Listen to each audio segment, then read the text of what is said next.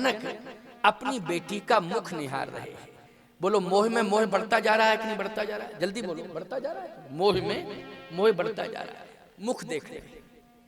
देखत ही सिय मूरत को निज अंग बिसूरत खोवन लागे, मंत्री सवे मन मौन धरे मिथिलेश की मूरत जोवन लागे।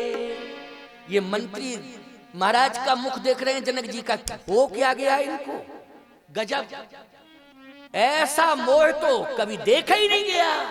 आज महाराज को क्या हो गया है? मंत्री सवे मन मौन, मौन हो गए। क्या क्या?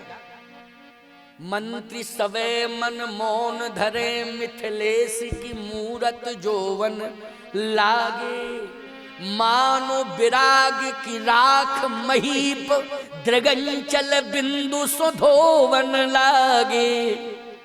मानो विराग की राख महीप दृगंचल बिंदु सुधोवन लागे, ज्ञान की तो मर्याद मिटी हा जान की रोवन लागे, हा जान की रोवन लागे। हा जानकी हा जानकी हा जानकी कह करके महाराज अधीर होकर रोने लगे। यह है जनकपुर की बात, लेकिन चित्रकूट की बात नहीं है ये। चित्रकूट में तो तापस वेश जनक सी देखी भयो प्रेम परितोष विशेखी। क्यों भाई, आपको थोड़ा अटपटापन आश्चर्य प्रतीत हो रहा है कि नहीं हो रहा है? जल्दी बताओ, हो रहा है कि नहीं हो रहा है? भयो प्रेम परितोष, आज मुझे शांति मिल गई। अधीर तो मैं उस दिन हो रहा था जब बेटी की विदा कर रहा था, आज मुझे संतोष मिल गया। आज समाज का उल्टा दृष्टिकोण है कि नहीं? बोलो, उल्टा दृष्टिकोण है। अगर आज का कोई बाप देख लेता बेटी को इस भेष में, तो सबसे ज्यादा खरी खोटी सुनाता दशरथ जी को। बोलो सुनाता कि नहीं सुनाता? कि मैंने कौन सी कसर की थी? अरे तुम्हारे बेटे को वनवास मिला था, मेरी बेटी को ऐसी कैसी दुर्दशा में भेजा है? बोलो, मैंने इतना सब दिया है, कौन कमी कर दी थी? अगर कोई कमी थी तो पहले सूचना तो पहुंचा देते। हम चित्रकूट में पहले से मकान बना के तैयार कर देते, चित्रकूट में बहुत बढ़िया आलीशान बना के तैयार कर देते, पता तो देते, कम से कम जानकारी तो देनी चाहिए थी। जानकारी भी नहीं दी, लेकिन मेरी बेटी की ये दुर्दशा। बोलो खरी खोटी सुनने को मिलती कि नहीं मिलती? खरी खोटी सुनने को मिलती। पता नहीं आए बाएं साएं क्या बकने लगता बाप है। थोड़ी सी त्रुटि हो जाती है व्यवस्था में, अब तुम भी तो अधीर हो जाती हो। पता नहीं क्या स्वभाव है? जरा सी कोई ससुराल में कमी हुई, हेलो पिताजी, अरे राम राम राम, क्या तुम्हारा क्या मानसिकता बन गई, समझ में नहीं आ रहा है। हाय हेलो गलत, बंद करो ये सब हाय हेलो करना। गंभीर बनो, धैर्यवान बनो, समस्याओं से जूझने की कोशिश करो। समस्याएं आएंगी, उन समस्याओं से जूझो, उन समस्याओं को चैलेंज दो, और चैलेंज दो। पिता के पास सूचना पहुंचाने की कोई जरूरत नहीं, तुम अपने विवेक से ही उन समस्याओं का समाधान कर लो। पढ़ाने लिखाने का मतलब क्या हुआ? आज तुम्हारे पिता ने तुम्हें पढ़ाने लिखाने में शिक्षा की ऊंचाई तक पहुंचाया, हजारों रुपया करोड़ों रुपया खर्च किया है। इसलिए किया है कि कभी कोई चुनौती आ जाए, कोई समस्या आ जाए, तो अपने विवेक से समाधान कर लेना। बेटी मेरे पास सूचना नहीं आनी चाहिए, अपने विवेक से ही समाधान कर लेना। पढ़ाने लिखाने का यही अर्थ होता है कि नहीं होता है? बोलो। और सबसे ज्यादा शिक्षा की क्रांति में बेटियां आगे हैं इस समय। बेटों से ज्यादा आगे कौन है? बेटियां हैं। गलत कह रहा हूं क्या मैं? हमारे देश की बेटियां ऊर्जावान हैं, आज बहुत अच्छे अंकों से पास हो रही हैं बेटियां, नाम कर रही हैं, ऐसी बात नहीं। लेकिन थोड़ी छोटी छोटी बातों पर पता नहीं क्या हो जाता है कि सारी शिक्षा मिट्टी में मिल जाती है। बोलो मिल जाती है कि नहीं? और एक समस्या का पहाड़ खड़ा हो जाता है। छोटी सी समस्या वो पहाड़ बन करके उभर आती है। बोलो आती है कि नहीं आती है? दोनों परिवार प्रभावित हो जाते हैं। पिता का भी परिवार प्रभावित है और पति का भी परिवार प्रभावित हो जाता है। रामायण का मंच आवाहन कर रहा है, मानस की कथा आपको संकेत दे रही है। समस्याओं को चैलेंज दो और उन समस्याओं को नष्ट करने के लिए पूरी शिक्षा की ऊर्जा लगा दो कि ये समस्या हम परिवार में आई है यहीं समाप्त कर देंगे, ना तो समाज तक जाने देंगे इसका संदेश, और ना ससुराल ना मायके तक जाने देंगे। ससुराल की समस्या घर के अंदर ही समाप्त कर देंगे। यही है सीता का चरित्र। ये किसका चरित्र है? भगवती सीता का चरित्र है। सीता याश्चरितम। वाल्मीकि रामायण तो भगवती सीता के चरित्र से प्रारंभ हुई है। क्यों भाई? रामचरितमानस राम के चरित्र से और वाल्मीकि सीता के चरित्र से। साधारण बात नहीं है। आप बहुत बड़ी ताकत है, बहुत बड़ी शक्ति है, बहुत बड़ी ऊर्जा है। ये जो फोन वगैरह मिले हैं, मोबाइल वगैरह मिले हैं, ये तो आपकी समस्या का जो विशेष समस्या आ जाए उसके समाधान के लिए उनका सदुपयोग करना सीखो। दुरुपयोग नहीं, सदुपयोग। अच्छी व्यवस्था है, मैं उस व्यवस्था का विरोध नहीं कर रहा हूं, लेकिन सदुपयोग हो तब ठीक है, दुरुपयोग नहीं होना चाहिए। ये क्या एक एक सेकंड की बात जो है करना और पहुंचाना, परेशानी में डालना, नहीं नहीं, गलत। इसका सदुपयोग करो, अपने विवेक का परिचय दो, अपनी विवेक की ऊर्जा से समस्याओं का समाधान करना सीखो। बेटियों के लिए भगवती सीता का चरित्र आपको ये प्रेरणा दे रहा है। आइए सुनिए, जनक जी महाराज ने हृदय से लगा लिया बेटी को, रोने लगे फूट फूट करके। अब मंत्रियों ने सोचा कि गड़बड़ हो जाएगा, अगर ज्यादा जो है रोए तो बेटी की विदाई नहीं हो पाएगी, सीता जी की विदाई में एक अवरोध पैदा हो जाएगा। इसलिए अब करना क्या चाहिए? समझाना चाहिए। तो मंत्री लोग कहने लगे, महाराज धैर्य धारण करो, धैर्य धारण करो, धैर्य धारण करो। नारद जी वहां भी पहुंच गए। नारद जी का काम ही है ना ये, वहां नारायण नारायण नारायण। मंत्रियों ने कहा, अच्छे आए महात्मा, बहुत बढ़िया है, बहुत बढ़िया, आपने बहुत अच्छा किया। क्या समझा दो, हमारे राजा को समझा दो। नारद जी ने कहा, क्या बात है महाराज, इतने अधीर क्यों हो रहे हो? इतना अधीर ब्रह्मज्ञानी को नहीं होना चाहिए। महाराज जनक ने कहा, नारद तुम समय से आ गए हो, मेरी वेदना को ये मंत्री क्या समझेंगे? मेरे मन के रहस्य को ये मंत्री क्या समझेंगे? इनमें इतना ज्ञान है क्या? नारद जी ने कहा, बड़े बड़े महात्मा नहीं समझ पाते आपके मर्म को। बोले, आप समझोगे नारद, आप समझोगे, क्योंकि आप भक्ति के आचार्य। क्या हो आप? भक्ति के आचार्य हो, इसलिए आप मर्म को समझोगे। अब मेरी वेदना समझ लो। नारद जी की वार्ता जनक जी से हो रही है। क्या वार्ता? क्यों दुख? इसलिए कि मैं कौन हूं? विदेह। नारद जी ने कहा, आप विदेह हैं, और बेटी मिली है वैदेही। उर्मिला के साथ वैदेही शब्द नहीं, श्रुतकीर्ति मांडवी के साथ वैदेही शब्द नहीं, केवल सीता जी के साथ जुड़ा है वैदेही। क्यों भाई, जुड़ा है कि नहीं जुड़ा है? जल्दी बोलो। विदेह जनक जी के साथ जुड़ा है और वैदेही सीता जी। विदेह को बेटी मिली है वैदेही, विदेह को बेटी वैदेही मिली हुई है। हे नारद जी, इतने बड़े साम्राज्य की स्वामिनी बनने जा रही है कि जहां अवध राजसुर राजसिंहाही और दशरथ धन लख धनत लजाही। पूरी तैयारी हो चुकी है अयोध्या में कि जैसे ही राम और सीता प्रवेश करें तो सबके उर अभिलाष है, कहे मनाए महेश, आप अछत जुबराज पद राम देव नरेश। क्यों भाई, यही तैयारी चल रही थी कि नहीं? और एक बात आपको गूढ़ रहस्य बता दें आप, वैसे तो आप समझते हैं, सुना भी होगा आपने। जब भगवान राम और सीता जी मंडप के नीचे बैठे थे, भगवान राम और श्री जानकी जी, सीता जी मंडप के नीचे बैठी थी, श्री किशोरी जी और राम जी बैठे थे, तो उस समय दशरथ जी ने जब देखा तो बैठे बरासन राम जानकी मुदित मन दशरथ भय। दशरथ जी प्रसन्न हो गए और दशरथ जी ने कहा, बस बहुत बढ़िया जोड़ी है, सीता राम मनोहर जोड़ी, दशरथ नंदन जनक किशोरी, बड़ी गजब की जोड़ी है, बहुत गजब की जोड़ी। फिर क्या है? बस अब मैं निश्चिंत हो गया। क्या निश्चिंता आ गई? बोले, जैसे ही राम सीता पहुंचेंगे तुरंत राज्य समर्पित, राजा राम जानकी। अब राजा रानी दोनों मिल गए हैं अयोध्या को। दशरथ जी बोले, दोनों अयोध्या को मिल गए। राजा अभी तो केवल राजकुमार मिला था, लेकिन अब वास्तव में राजा भी मिल गया और रानी भी मिल गई है। अब तुरंत जो है पूरा साम्राज्य सौंप दूंगा। जनक जी इस भाव को समझ गए। बोलो, समझ गए कि नहीं? कि मेरी बेटी जैसे ही जाएगी तैसे ही क्या बनेगी? महारानी। क्या बनेगी? महारानी। अच्छा एक बात बताओ, खजाना कैसा है? बोले देवराज इंद्र लज्जित हो रहा है खजाने को देख के, ऐसा खजाना। बोले संसार में ऐसा खजाना है ही नहीं कहीं जैसा। अयोध्या में इतने बड़े खजाने की ये मेरी बेटी वैदेही स्वामिनी बनने जा रही है। क्या बनने जा रही है? स्वामिनी बनने जा रही है। तो चिंता किस बात की है? चिंता इसी बात की है कि मैं सिद्धांतवादी हूं और मेरी संतान भी सिद्धांतवादी है। लेकिन जब सुविधा अधिक मिलने लगती है तो सिद्धांत पर टिप्पणी होने लगती है। क्यों भाई, होने लगती है कि नहीं होने लगती? जल्दी बताओ। जब सुविधा जो है अधिक मिलने लगे तो सिद्धांत पर क्या होने लगती है? टिप्पणी होने लगती है। इतनी सुविधा मिलने वाली है कि पलंग पीठ तज गोद हिंडोरा, सीना दीन पग अवन कठोरा। लेकिन अयोध्या में जब पहुंचेगी तो डिसीजन बदल जाएगा। क्या डिसीजन होगा?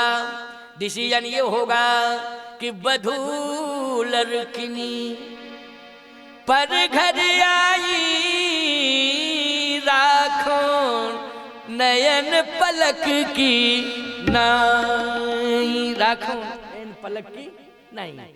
अब बताओ ईमानदारी से, ये पलक की तरह जैसे पुतली सुरक्षित रहती है ना नेत्रों के अंदर, ऐसे सुरक्षित रखना है तो ये सिद्धांत है कि सुविधा है? जल्दी बोलो, है सुविधा कि नहीं? क्या है? ये सुविधा है। अच्छा और कैसे रखना है? दशरथ जी ने कहा सुनो, ये जनक जी पूर्वाभ्यास हो गया, जनक जी को पूर्वानुमान है, समझ गए कि ऐसा ही होना है। अच्छा फिर आगे और विशेषता क्या? बोले जियन मूर जिम जुगवत रहे और दीप बात नहीं टारन कह। अब बताओ भैया, दीपक की बाती को भी टारने को मत कहना बहू को। ये दीपक की बाती को टारने के लिए बोले ये भी मत कहना। दशरथ जी कह रहे, किससे कह रहे? कौशल्या से कह रहे। अब बोलो इसका संबंध सुविधा से है कि सिद्धांत से? जल्दी बोलो। जनक जी समझ रहे हैं और मन ही मन रो रहे जनक जी। और मन क्या, मन ही मन क्या रो रहे? सीता जी को देख करके तो और रोने लगे।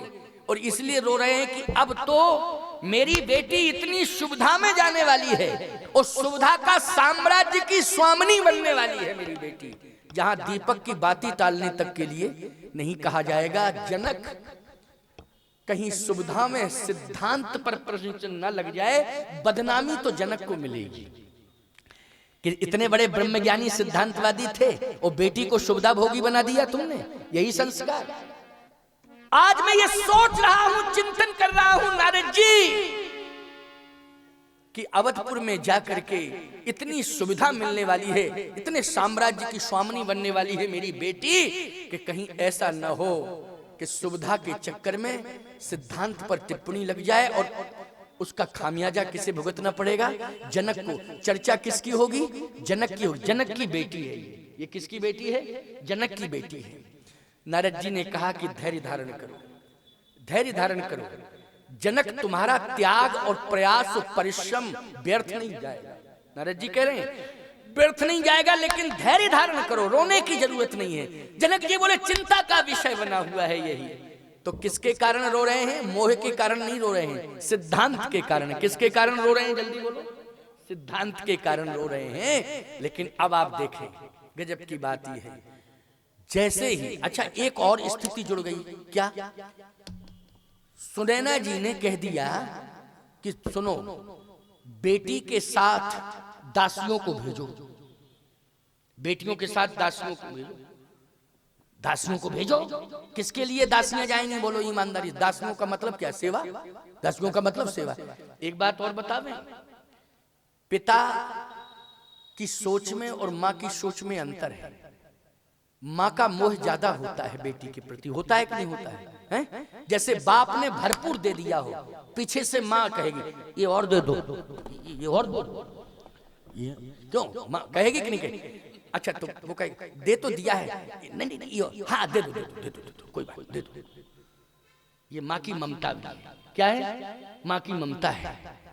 लेकिन सत्य कह रहा हूं मैं, लोग कहने के लिए कह जाए कि बेटी के प्रति माँ की ममता ज्यादा होती, मैं कहता बाप की ममता ज्यादा होती। बस अंतर इतना है कि माँ पहले से रोने लगती है, विदा करते समय रोती है, और बेटी चली जाती है तब रोती है। लेकिन बाप एकांत में जाके रोता है, जहां कोई होता नहीं। जहां कोई होता नहीं है वो वहां रोता है, जहां कोई होता नहीं वहां रोता है, तो कौन देख पाएगा आंसू, बोलो भाई। लेकिन ऐसी बात नहीं है कि पिता के आंसू कम निकलते हो, लेकिन कोई देख नहीं पाता है, वहां कोई होता ही नहीं है जहां वो रोता है। सत्य तो ये है कि पिता का भी बहुत बड़ा स्थान है, पिता का भी दायित्व बहुत बड़ा है। बोलो है दायित्व कि नहीं है? बहुत बड़ा दायित्व है। घर के अंदर की संपूर्ण जिम्मेदारी आपकी है, लेकिन घर के बाहर का क्षेत्रफल बड़ा होता है, घर का क्षेत्रफल अंदर का उतना बड़ा नहीं होता है। बोलो भाई कितना बड़ा होगा घर के अंदर का क्षेत्रफल? अंदर का क्षेत्रफल, घर के अंदर की व्यवस्था को आप संभालती हो, सीमित क्षेत्र है, लेकिन बाहर की व्यवस्था को पिता संभालता है, असीमित क्षेत्र होता है, उसके सामने बहुत बड़ी बड़ी समस्याएं हुआ करती हैं। इसलिए पति पत्नी को दोनों को सकारात्मक सोच अपनानी चाहिए और बड़े प्रेम से रहना चाहिए, जिससे न घर के अंदर की समस्या रहे न घर के बाहर की कोई समस्या रहे।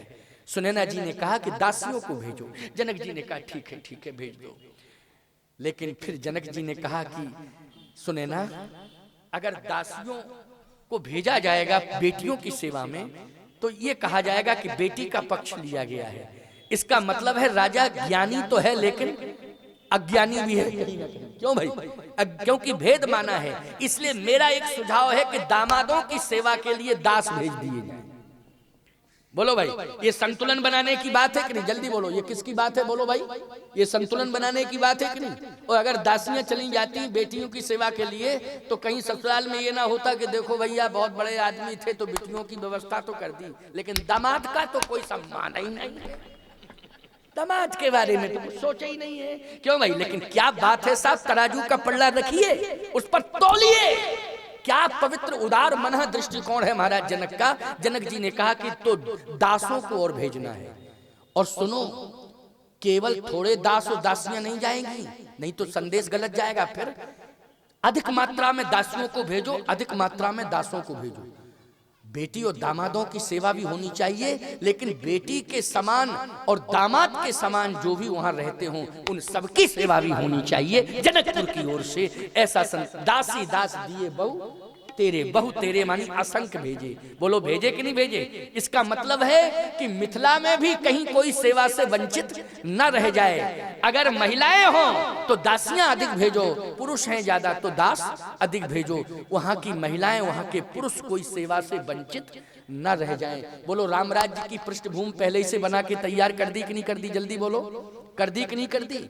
इसलिए मैं कहता हूं ये सोच केवल मिथिला की हो सकती है, ये सोच जनक की हो सकती है। याद रखना, जनक मानी होता है पिता। सीधी सी बात, तुम सब भी जनक हो।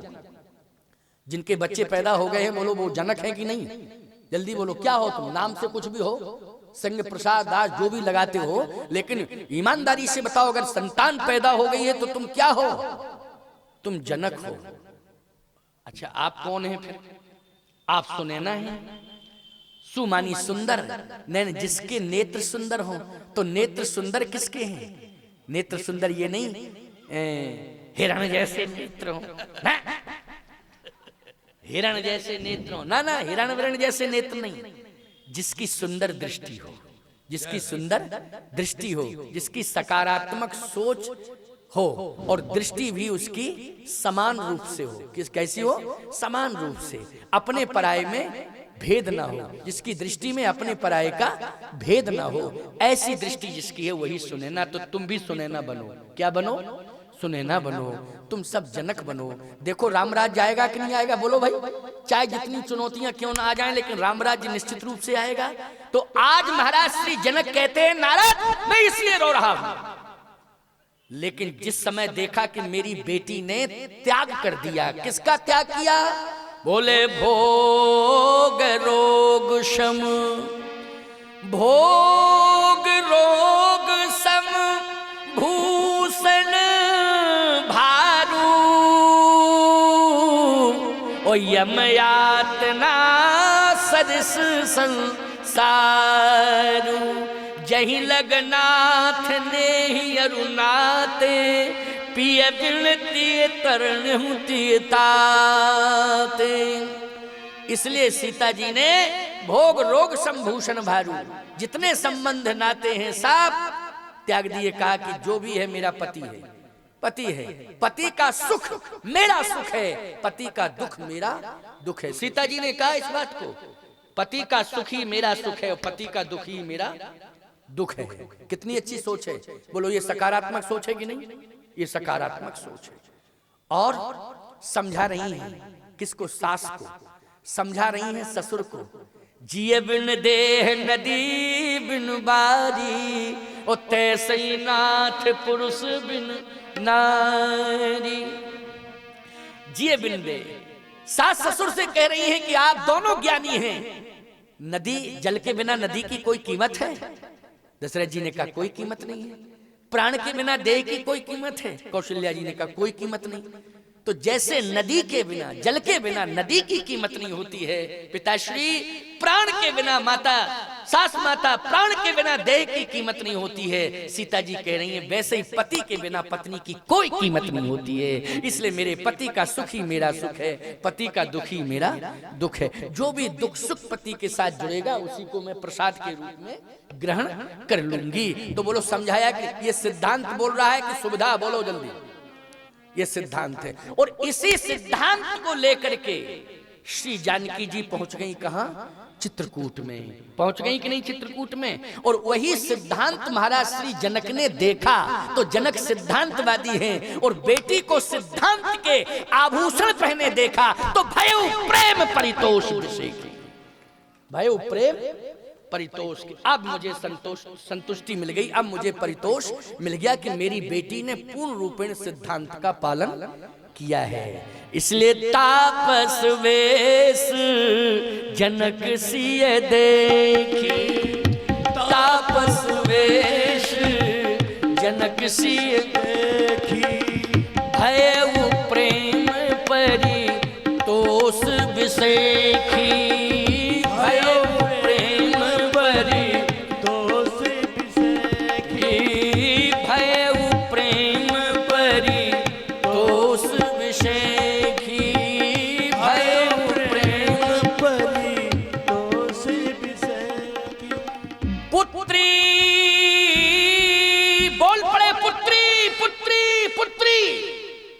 सीता जी ने कहा कि पुत्री पुत्री कहने वाला कौन आ गया? क्योंकि जल पी रही थी, वो तो सिर झुका हुआ था, जल को देख रही थी। आवाज पहुंची पुत्री पुत्री पुत्री। अरे ये आवाज, ये शब्द कहां से निकले? सिर उठा के देखा, सामने पिता खड़ा था, सुनैना मां पीछे खड़ी, मंत्री लोग सबसे पीछे खड़े हुए, फिर पुरवासी। जनक जी बोल पड़े पुत्री पवित्र किए कुल दो। हे बेटी, आज तूने दोनों कुलों को पवित्र कर दिया। क्यों भाई, कहा कि नहीं कहा? ये चौपाई रामायण की है, चित्रकूट की बात कर रहा हूं। प्रसंग कहां से प्रारंभ किया था? बोलो जल्दी। चित्रकूट से प्रारंभ किया था कि नहीं किया था? वो आज फिर चित्रकूट में ही आ गया हूं कि नहीं आ गया हूं? चित्रकूट में पहुंच गया हूं। ये मानस की अर्धाली बहुत मर्मस्पर्शी है। पुत्री पवित्र किए कुल दो, सुजस धवल जग कहे सबको। हे पुत्री, तूने दोनों कुलों को पवित्र कर दिया है। पिता के कुल को भी पवित्र कर दिया है और पति के कुल को भी पवित्र कर दिया है। आज कहा जनक जी ने, बोलो कहा कि नहीं कहा? जब तापस वेश जनक सिय देखी, तूने दोनों कुलों को पवित्र कर दिया है। गंग अवनथल तीन वडेरे, जे की साधु समाज घनेरे। गंगा पवित्र हैं, लेकिन तीन स्थल बड़े महत्वपूर्ण हैं। तीन स्थल है ना गंगा जी की। कौन कौन है तीन स्थल बताओ ये? एक तो हरिद्वार है, दूसरा प्रयाग है, तीसरा गंगा गंगा सागर है कि नहीं? थल तो बहुत है, थल ही थल है। क्यों भाई, जहां जहां से गंगा निकली है वो पवित्र ही थल है सब। लेकिन बड़े स्थान है तीन, बोलो हैं कि नहीं? क्योंकि गंगा जी का विशाल स्वरूप, यद्यपि उतनी है कहाँ, गंगोत्री से आई है, लेकिन विशाल स्वरूप कहाँ, हरिद्वार में बन गया कि नहीं? हरिद्वार, उसको क्या बोलते हैं? हरिद्वार। और फिर इधर प्रयाग, और फिर इसके बाद गंगा सागर। लेकिन हे बेटी, गंगा मुक्ति और भक्ति दोनों देती। जनक जी महाराज कह रहे हैं बेटी, अब देखो आज बाप जो है प्रसन्न होकर के अपने हृदय के उद्गार निकाल रहा है और अपनी बेटी से कह रहा है कि बेटी आज तूने धन्य कर दिया मुझे। अभी तक मैं सशंकित था, लेकिन आज तूने मुझे धन्य कर दिया है। गंगा भक्ति देती हैं, मुक्ति देती हैं। अरे तेरे बारे में भी तो कहा गया, उद्भव स्थिति संहार कारिणी क्लेश हारिणीम सर्वश्रेष्ठ करीम सीताम नतो हम राम बल्लभम। लेकिन आज मैं डिमडिम नाद करके कह रहा हूं, गंगा मुक्ति और भक्ति देती हैं, लेकिन विशेष रूप से 3 स्थलों पर मुक्ति के केंद्र बना रखे हैं। मुक्ति और भक्ति के केंद्र 3 बने हैं गंगा के विशेष रूप से। कौन कौन बने हैं? एक तो हरिद्वार मुक्ति भक्ति का केंद्र है, प्रयाग मुक्ति भक्ति का केंद्र है, और गंगा सागर मुक्ति भक्ति का केंद्र है। लेकिन जनक आज तू साहस पूर्वक कह रहा है डिमडिमनाद करके कि मेरी बेटी ने घर घर में मुक्ति और भक्ति का केंद्र बना दिया है। जो मेरी बेटी के चरित्र का अनुसरण करेगा उसके घर में मुक्ति और भक्ति दोनों निवास करेंगे। घर घर में, बोलो भाई, गंगा घर घर में नहीं, लेकिन भगवती सीता का चरित्र, उनकी कीर्ति रूपी गंगा घर घर में जहां भी जो स्वीकार करेगा वहां मुक्ति और भक्ति दोनों एक साथ निवास करेंगे। ये तेरा यश होगा। बोलो यही यश